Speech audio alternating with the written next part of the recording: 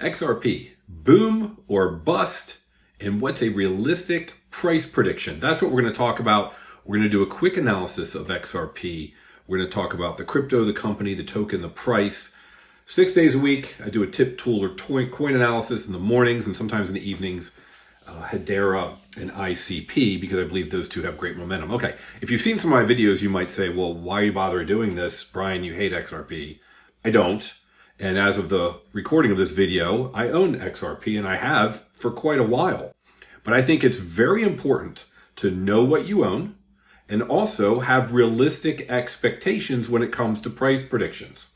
I happen to have started a playlist just with videos on XRP because I wanted to spur discussion, but also because I saw some articles that were out there that I thought were misleading people. And I, for one, don't want anyone to be buying into something without understanding what it is they're buying and then have this unrealistic price expectation such that they watch it go up. They think it's going to keep going higher. They never get out, and then they watch it go down, and they're either back at square one or worse than they started. I don't want that or wish that for anyone. So that's why I started to dig into these playlists. I always have to say, I'm a big dumb animal. Don't do what I say, informational purposes only. Let me show you the playlist so I can explain what I'm talking about. On this page, if you subscribe, you can, or even if you don't, you can go to the main page on YouTube for the show. Here it is. Boom or bust, crypto, XRP, boom or bust. These are the videos that I put out. This is why I started it. First, I started it because there were all these articles. It's this video here. I say XRP or Ripple, are you being lied to? Two things that I was seeing. One, I was seeing multiple articles that seemed to confuse the XRP and the Ripple as if they were one. XRP is the cryptocurrency. Ripple is a company. They are different. And the second thing they were doing was in some of the articles, and they had almost every month, it was Yahoo and Motley Fool together. It seemed like almost once a month had an article with different text, but the same title. XRP going to make you a millionaire. XRP going to make you a millionaire. XRP going to make you a millionaire. Get people to click. And then if you're familiar with stocks, you see a stock name, a company name, and then parentheses, they put the ticker symbol. Well, they were saying Ripple, and in parentheses putting XRP, which in my opinion is leading people to believe that if you're buying XRP, you're getting a share of Ripple. That's why I made that video, for no other reason than to just say, for those of you that don't know, those things are completely different. XRP does not buy you a share of Ripple. And there was actually someone who commented, and I can't remember, but they pointed out that there's a site out there, and I'll have to find it and I'll put it in the description, where I believe you can purchase. You might have to be an accredited investor, but Ripple is not public, but I think you might be able to purchase some of their shares. But regardless, the two things are completely different. Then I kept seeing multiple articles, and that's why I put this one with this ridiculous title, 38,999 XRP price prediction. It wasn't my prediction. There was an article that said that. There's articles that say it's going to $100, $1,000, $10,000, $38,999. I think those are unrealistic expectations, and you're putting something out there that people might believe, and it will be to their detriment. So I just wanted to point out, and that's why I said, hey, look at these articles. Now let's start breaking it down and figure out, is something like that even possible? If you do the market cap of a $38,999 price, it's astronomical. It's just not even possible. So then I said, okay, I did this one video. If you don't watch any of them, I'll put all 5 below. But the one that I think is very useful, and I'm just going to save us some time here today, is this one. It's about 20 minutes, but it goes into exactly what Ripple is, what XRP is, how they're different, how they work, what the solution Ripple has, how they use XRP for it, all of that. And then I had one talking about the fact that the company Ripple has XRP on their balance sheet, and a lot of it. So if the price goes up, it will help them tremendously. And then lastly, it was a hypothesis regarding the price. And I was saying the price at some point will stabilize. Don't know what the price is, and will act like a stable coin. And I gave reasons as to why I thought that might be the case. I got all sorts of comments, and they were great. I mean, there were the obvious comments: Brian, you're dumb; Brian, you're old; Brian, you're bald; Brian, you're stupid. But I think mainly most of those were like accounts that my ex-wife made. but those were there. But then there were other comments that were actually very helpful, and we'll go into one of those when we talk about price predictions. Okay, that was a mouthful, but it told you as to why I've been digging into this. My whole point of this channel, and I'll tell you right now, why did I even start doing this? I don't have that many viewers. I appreciate everyone that does view, and especially everyone that comments, because the reason I'm doing this is to force myself as a crypto investor. I've been investing for years, but it wasn't until last year that I started really digging into all the different cryptos, and I thought, I'm going to force myself to do this on a daily basis. I'm going to commit myself to doing a show. Okay. So let's look at XRP. You're probably all familiar. It's number 7 in terms of market cap. And again, this market cap is the coins that are in circulation multiplied by the current price, not all the coins. Okay, that would be the fully diluted market cap. Everyone's got opinions about that. So that is about 34 billion market cap, fully diluted, about 60 billion. Max supply, 100 billion XRP. That's not the correct one right now because it has a burning mechanism, which makes a lot of sense. And someone else pointed out that that can act to be deflationary. All right. About XRP. Launched in 2021, the XRPL ledger, open source, permissionless, decentralized. Here are the benefits. Low cost, 0.0002 to transact. The speed, 3 to 5 seconds. Scalability, 15,000 transactions per second. Inherently green, and they say they've closed over 70 million ledgers. Someone else had pointed out when it comes to transactions, the fact that you can do what they call drips. So the XRP ledger is handled by the XRP ledger. Ripple is a different company. Now, generally speaking, if we go into this one particular video I had, you can see here on the screen, Ripple's been in business since 2012. It has over 300 customers. It's in 40 countries. It has 900 plus employees. XRPL, that was 2021 when it was launched. What do? Cross-border money transfers. This is the first video you'll see. It explains exactly how it works, RippleNet, how you convert to XRP, you send it through RippleNet, you reconvert wallet to wallet, and using their ODL on-demand liquidity, you can quickly, through RippleNet, have a quick transfer using XRPL, and then you can quickly change it and convert it to the currency of your choice. And that essentially is way better than the current SWIFT method. Okay.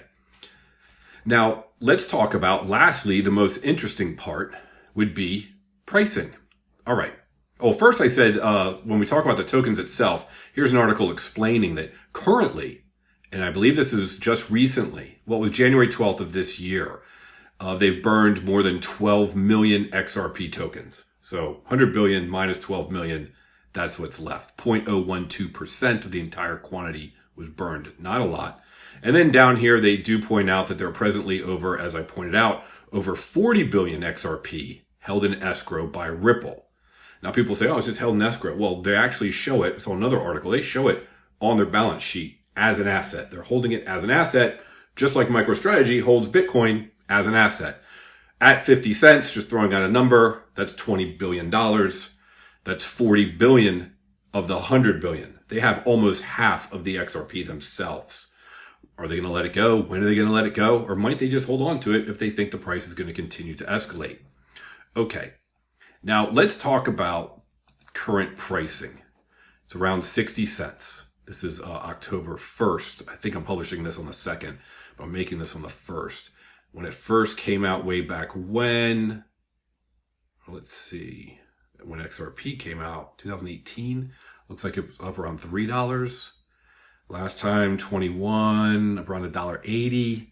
And then this 2023 was down around 40 cents or 35 cents. And this year's been teetering between 40 and 60 cents. You're all familiar with that there's an SEC case. Of course, that's US only. So RippleNet was not using XRP within the US. They were using things like stable coins like USDT. Okay. They don't have to use XRPL or XRP, but that is the best way to do the cross-border transfers through RippleNet. So I'm just throwing out random facts that could affect price. In the future, they could do other things. They've talked about RWA, real-world asset tokenization, and helping countries with CBDCs. Also, the fact that it was just today, I think, that Bitwise filed for an XRP exchange-traded fund, a spot fund, meaning they've got to buy one for every one that you put the money in for. And we don't know if that's going to go through. I'm assuming it will. So that could affect it as well. That would be beneficial, I would think, to the price. Okay. Now, if we go back, let's talk about price predictions. There was an individual here that I had a great conversation going back and forth. This individual, credit where credit's due. This was his first. If you go to the video itself, it's like the 8th one. Nothing doing. And he went into great detail. And I greatly appreciate it. We disagreed on some things, but I'm not sure we disagreed so much as I think there was a misunderstanding about what I was suggesting in the video, about what he was saying. But that's not the best part. There's another one here where he goes into, this dude is fried like chips. That's what someone said about me. That was really funny. Okay, so if you scroll down, there were multiple replies, and then he had another one. And again, credit where credit is due. He did a great job of actually putting in math. I really love it when people do this, pointing out how he got to a particular price. Now, there was a misunderstanding. He said that I said that it was going to stay at 50 cents. I never said it was going to stay at 50 cents. I said my hypothesis is that at some point in time, XRP will stabilize and act like a stable coin. Because if you're doing a lot of transactions and you send money, you want to have the same amount of money show up at that place as when it started over there. You can watch the video. It goes into detail. But if you scroll down through everything, and he has all these different assumptions. Now, he is assuming that XRP and Ripple, I should say Ripple using XRP will take 100% of Swift's business, meaning Swift would no longer be useful and there was no competition. I think there's going to be a lot of competition in this space by Visa, by MasterCard, by JP Morgan Chase, you name it. Everyone's going to want to do this and they're going to want to control it.